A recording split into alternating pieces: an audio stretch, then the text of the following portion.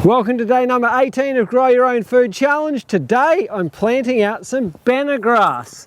So this stuff here is Bana grass. It sort of looks a bit like bamboo, a little bit. It grows about 3 meters tall and it's a good windbreak, but also the leaves on it, this is a little cutting, the leaves on it, sheep and cattle and chickens and ducks and animals can eat the leaves. So it's not something that I eat, but this is food for livestock, and it's also a great windbreak. You get it as a cutting and you just pop it in water and then it starts to grow little roots. Look at that. So you got to find someone with some Bana grass, go online and say, hey, who's got some Bana grass? And you plant it out now in spring. So I've left it in water for, I don't know, 2-3 weeks or something.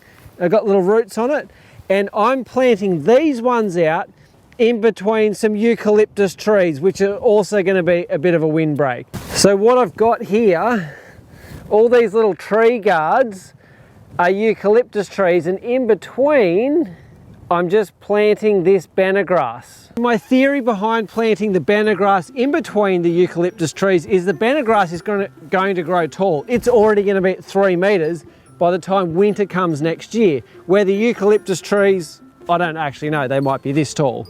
So if we get a bit of a frost, if I plant the Bana grass in between the eucalyptus, it can probably shelter the eucalyptus from frost and just other elements. So, and it'll just fill out this windbreak, and then eventually the eucalyptus will grow up nice and tall and I'll have Bana grass in between.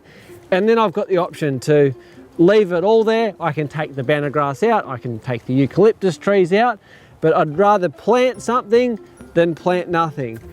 Best time to plant a tree, 20 years ago. Second best time, today. Let's do this. So I grab one of my Bana grass cuttings, and it's got the roots already on it. And I've heard some people, they just put them in the ground. They don't prepare the ground amazingly, and they've come up awesome. So I've just got the shovel and I've just taken a little bit of soil out, like that's it. So I'm just going to pop that in, break up a bit of this soil, and then just pop it around there, and then I can water them in. That's it.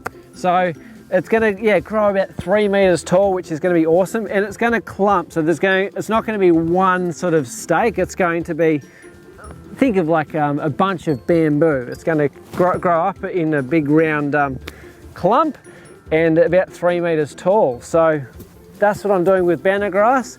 I'm going to be planting some more Bana grass hopefully next week. I've just got to put the plough back on the tractor and then plough a nice big line, which is about 100 meters long, and then I'll plant one of these every meter or so. It might be more like 60 meters long, and then I'm going to put it on one of the boundary fences, just inside the boundary fences. So we've got a bit of a privacy screen, but we've also got a windbreak. I'm going to plant it on the southern boundary. So Bana grass, if you've got livestock and you want to grow something that the livestock can eat, or you want a windbreak, or you want a privacy screen, check out Bana grass. I've learned a little bit about it. This is the first time I'm planting it, but if you've had any experience with Bana grass, please put it in the comments below. That's the end of this video. I hope you've learned something. I'll see you tomorrow.